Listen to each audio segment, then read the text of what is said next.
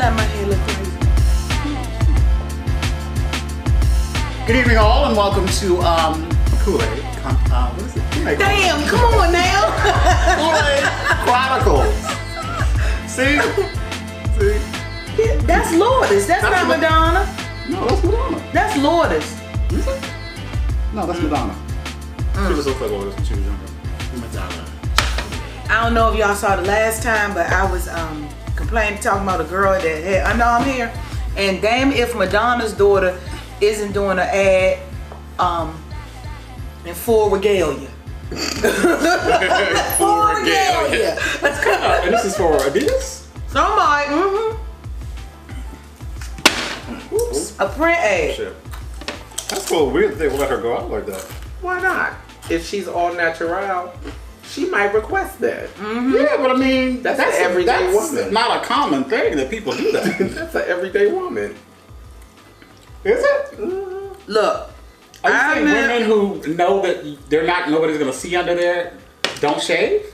I mean, I don't mean no harm. In the wintertime, and I know I'm wearing a lot of long sleeves, I usually don't shave. I really only shave if I have a date. But here she go. Right? That's not cute. No, it's not.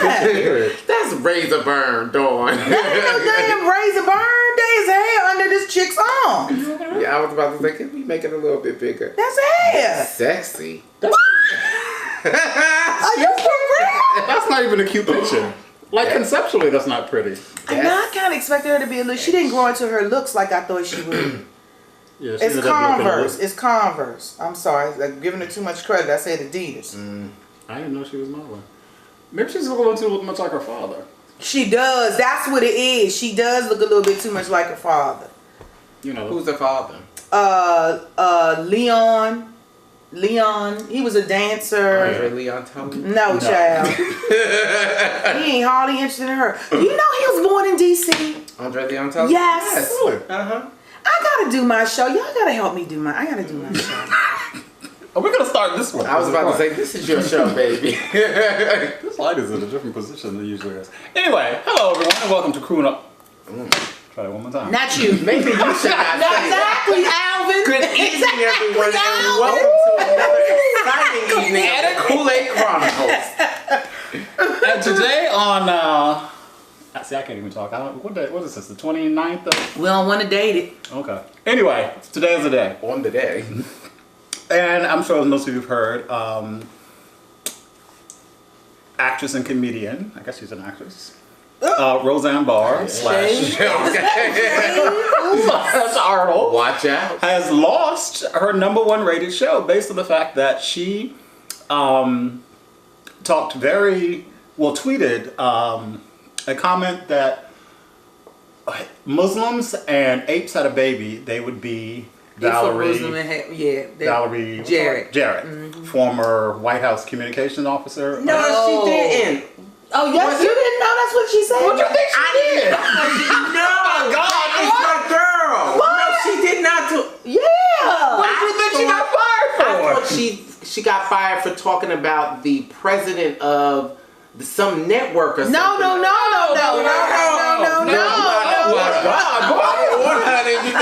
You are out of order. As you can see, we do a great deal of research in preparation for this but show. See, that's what I'm talking about. Tell me what's going on. Roseanne, you are out of order. Yeah, and you know what? So it was just so mind-boggling on so many levels, because the comment really, it just didn't have any context. Like, it really wasn't necessary, and so she clearly was being mean. Well, she was responding to something that was prior to that. I got that, but still, Muslims and that's what I'm saying. Like why those choices of word? Right. There's nothing in that woman's appearance that would lend itself to Muslim. Is nothing in Valerie Jarrett's appearance that would lend to ape. Yeah, you know what I mean? Pretty lady. Exactly. So that's what I'm saying. Why so harsh? Yeah. Why so harsh? Although I'm about to call us on something else, but anyway. But why so harsh? No, I am. It's Italian. But why so harsh? And you know me. I have a problem though on a larger scale with the internet and this thing of people not being allowed to say in their personal time and space how they feel. I mean, I don't necessarily know if the show had to get canceled. That's my thing. Like, why is it that we have to take such extreme measures like that? Well, are we not living at a time where extreme measures are called for? And that wasn't her personal time and space. She's not saying this in her living room in her home. She's putting it But it on was Twitter. her Twitter account. Like, you ain't got the right to express how you feel. No. Whether it's right or wrong. Okay, so in that same token, does Donald Trump have his right to say when you become a public figure? But he texting as the president of the United States of America. And That's to me a lot different than, like, you know, I'm Roseanne Barr, I'm sitting at home, it's a Sunday. People on the internet talking shit, I'm gonna jump in. But I think that you have, when you just get to a certain level, and I think I stated this before, that you have to understand that, to me, you have a social obligation to mind the things that you say. Exactly. You know, and so, whereas I believe that I am a celebrity. Mm-hmm. Yeah, okay. There are a lot of things that I want to say on Facebook Okay. that I don't, and I catch myself all the time. And to the point where I told someone, I said, I need to create a group. And I'm going to call it the reading room. And when I want to read somebody ungodly, I'm going to go to that room because it's only going to be, but then you still, exactly. You ain't going to be able to do that. So that's why I never did. But you can't do that. I think when you become just at a certain level, you have to be mindful of the things that you say, personal or private. I mean, look at what was hey y'all. Hey y'all. What was the cook with lots of butter? Paula Dean, yes. So she said that in her home, she made that statement. She did. And we could say that was on her private time. But and that's how I feel. I mean, I personally didn't think that she should have been. But I thought it wasn't a one-time comment. This was like something that she had done like over and over she again. had done it repeatedly, but the thing is, when it came out, it was talked about this particular instance. And so, even still, to me, you are a public figure, really. Yeah. And not only are you a public figure, but you have to realize that there are a lot of other people depending on you for work. Now they're like, Shonda Rhimes tweeted, there are 300 people out of work. Yeah. Mm-hmm. As a result of this. Yep. And if they like me, I know they was planning on them checks. And actually, especially those folks that hadn't worked. Well, I don't know if they hadn't worked necessarily in a while, but we hadn't really seen the young boy or DJ or the first. What was the girl that got replaced? Well, no. Well, the first Becky was on the first 2 or 3 episodes. With the second Becky, but first Becky we never really hadn't seen really since the show went off the air. Second Becky, Becky worked. Yeah. And John Goodman, he would work. And of course, little girl, Darlene. Right, Darlene worked, and so did Aunt Jackie. We saw her working, but But then thinking I was behind the scenes people. But there was something to the credit of the young girl who was currently playing Darlene's daughter. Yes. She's on Shameless. That's where I know this young lady from. Okay, well she tweeted after the original tweet came out. Right. She had tweeted that she contacted her management agency and asked to quit the show. Is that so? Before she realized that the show had gotten canceled. Is that or before the decision was made. Is that so? So I think to her credit, that's pretty impressive. And Wanda Sykes was an executive producer, and Wanda Sykes immediately resigned. Okay. See, and I think I was going to say when you mentioned about the people out of work, I think with shows like that, I think with that type of industry, you have to have multiple irons in the fire. What do you mean multiple irons in the fire? You gotta have a gig already on deck. You have to be constantly ready to make a move. Yeah. Because I'm sure like the behind the scenes people, I'm sure tradespeople, people in those industries. I mean, we don't necessarily know, but I'm sure they would have something else to do. But had they still had this thing lined up and knowing. Because yes, they were finished with the season. Yeah. But they had already extended the show for another season. So people was counting that money. Yeah, you gotta blame it on Roseanne. There's nobody else to blame it on. But it was just, I don't know. I'm just troubled by just the veracity with which she made that comment. It's just so sad. So sad. And the fact that she would think that was something that would be found amusing, and she did put out an apology. I can't stand it. I would have rather her say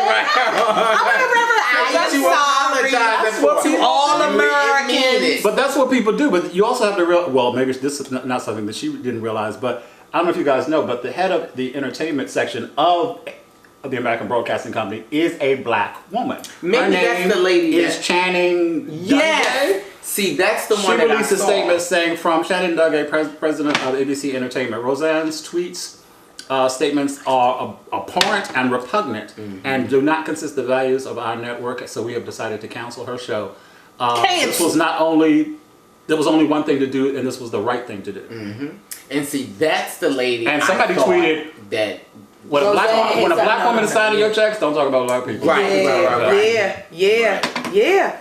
And Star Jones made an even more important point about the fact that this is why you have to have black people or representation at the table. Yes. At the table. Yes, I saw that. Because old girl was like, I'm not going to work here another day if y'all keeping that show in the air. So make your choice. But ABC has really been priding themselves, and somebody pointed this out on CNN today, that ABC has really been priding themselves with having a great deal of diversity in their lineup. They have the Dr. Kim show. Yes. They have, I guess, Fresh Off the Boat. Yes. Which I don't know if that's... That's an Asian show, Chinese gentleman from DC. Oh, is it? Yeah. Oh, okay. And what is it about? His experiences growing up as a Chinese American in DC, like that's her second generation. It's a family show, but it is so funny. It is really good. It really is. Right. The Dr. Kim thing I don't think is on anymore though. No, but they've diverse with Blackish. And yeah. Grownish, I think they have a little hand in as well. Right, but Freeform is part of ABC. So that's why it's on another network, even though it's sort of like part of that. Yeah. So I mean, kudos to ABC. I think they handled that aggressively. I mean, it may be like a stretch, but maybe they could just do the show without her. Yeah, maybe make her, because actually, you know, the season end, the cliffhanger at the end. I mean, they probably could come back and write her out. Well, basically, like Roseanne's been having some issues with the knee. And the whole thing is she has to be on like Obamacare or whatever to get the knee taken care of. And she doesn't, you know, even still, there's still money that needs to be paid. They don't really have the money. So it was something about there's a flood in their town in Illinois, and FEMA comes in and gives them some assistance, but they're going to now use the FEMA money to get her knee fixed. So they can do something right. FEMA was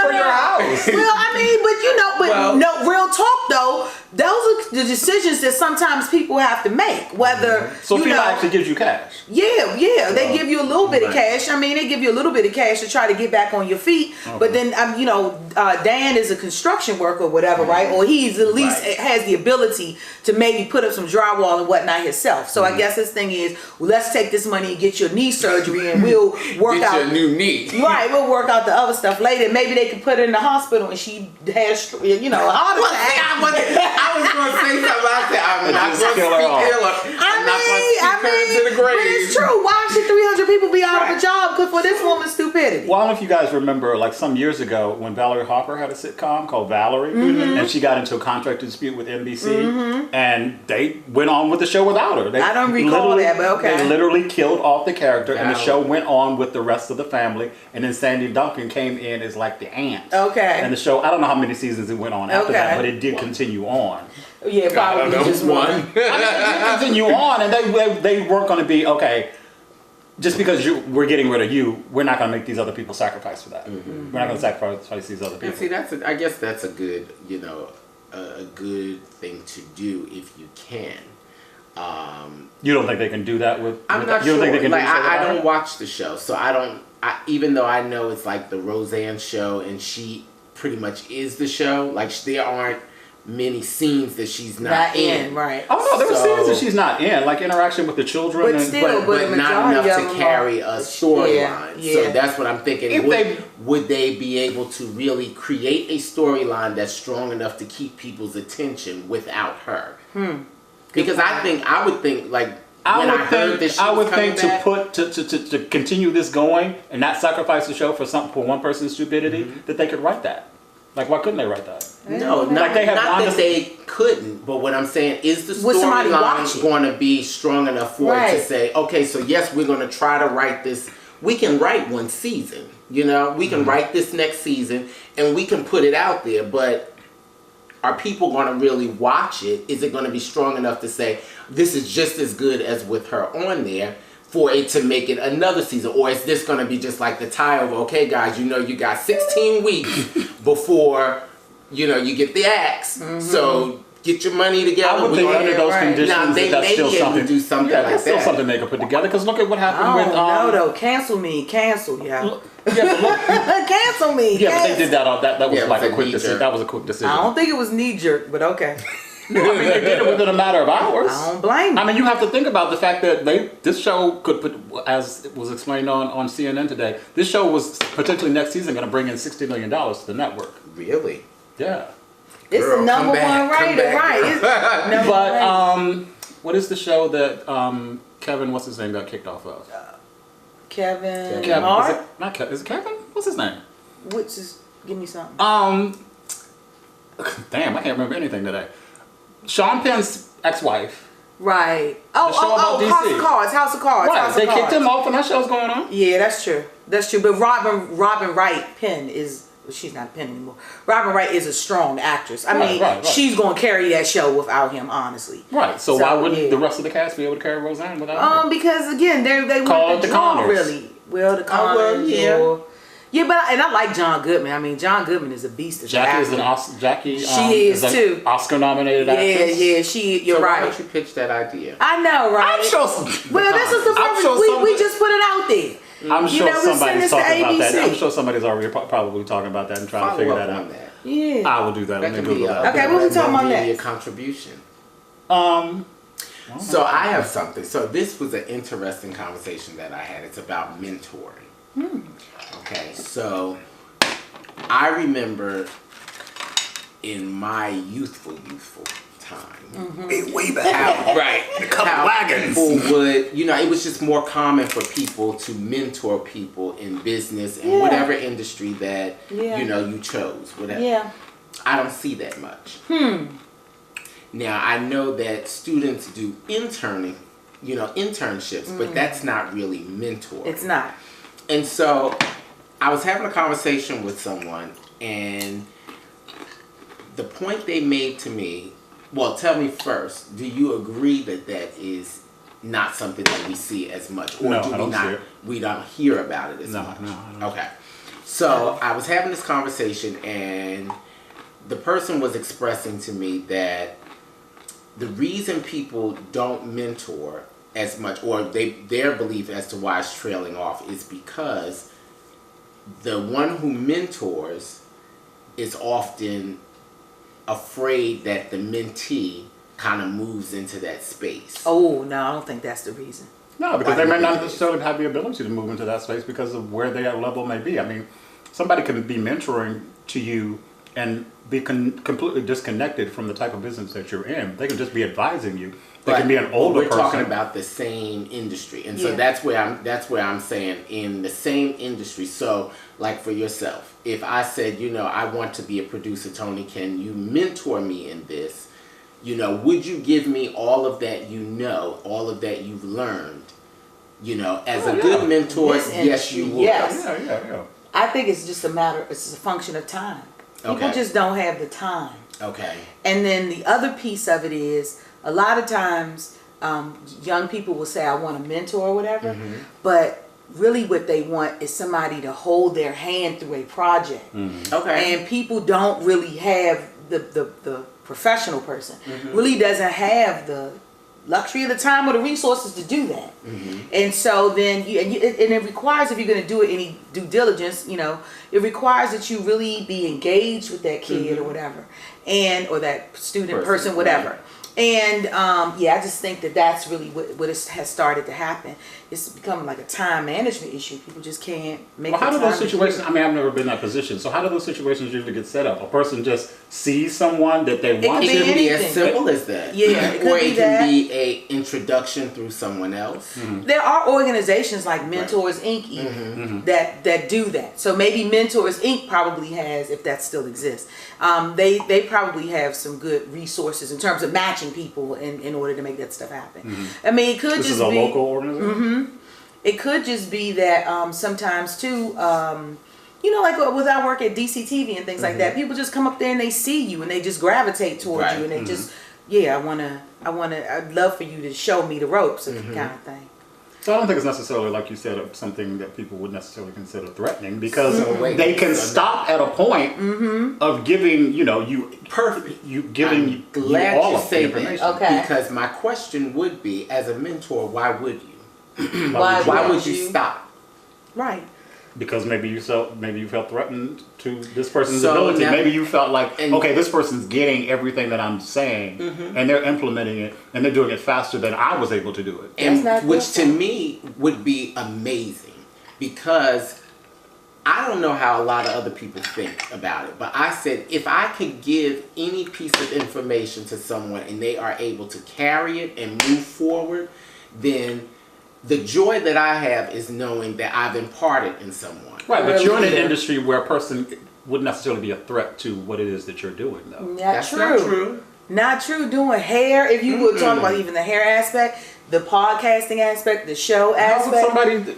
Absolutely. How would somebody learn what you're doing and basically push you out of that? I'm saying be able to push you out of what it is that you what you're and talking. we can say very easily, like now everybody's wearing these weaves and they're doing the frontals, they're doing the 360, and they have all this stuff going on. So if I am a dynamite weave person and I can stitch this thing backward, forward, upside down, and I teach somebody else.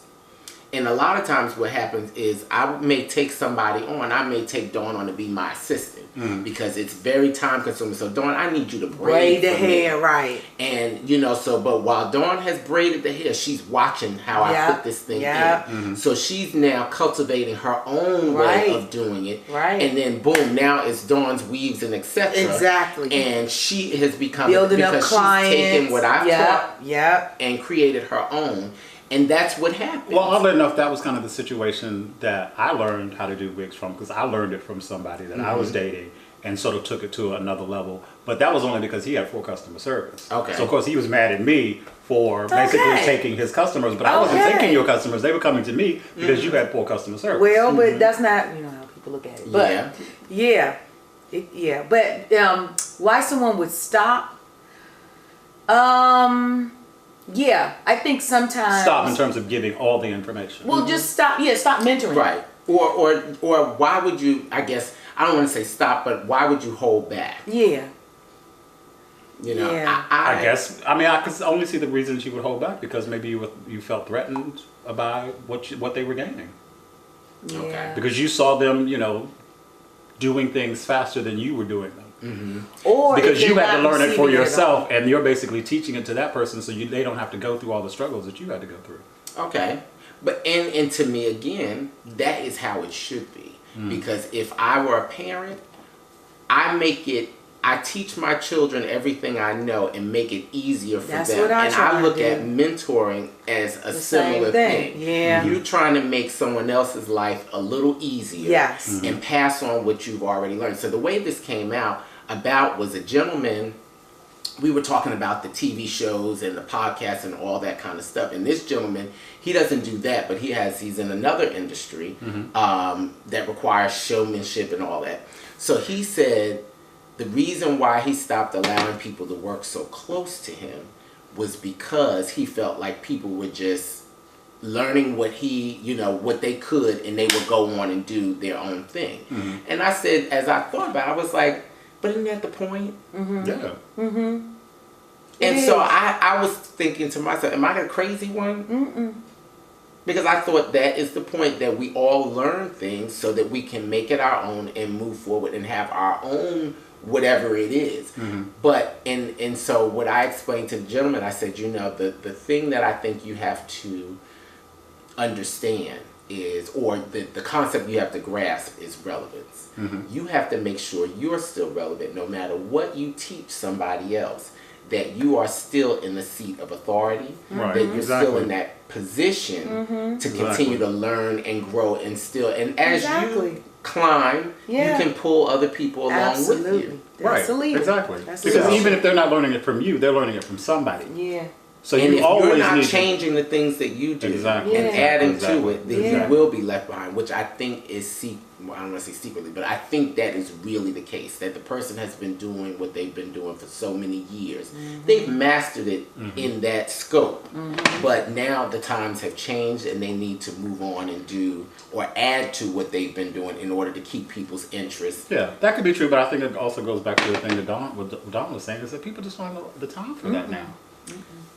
And you don't want to be misconstrued in the assistance of especially if it's a younger person. Yeah. You know, because they can idolize you and Exactly. different things can I just happen. feel Like, are you doing this for anybody, or have you done this? I have. And so, like, say in the salon, like people, I've had people come to me and say, and I always tell them, I'm not a busy stylist because I'm a part-time stylist. So I do just a few. And I've had people, like one young lady who is dynamite, came to me and said, I want to be your assistant. And I explained to her, I said, I'm not very busy and I really can't afford to pay you to do this work. She said, I just want to come and be in the salon. I understand how she feels. Yeah. So we worked together, and it was for a short period of time because someone else who was much busier needed somebody. And, you know, she was referred. And so I told her, I said, go, because there you will learn. Yeah. And now I look at her work, it's like absolutely amazing. Nice. But the thing is, she will always say,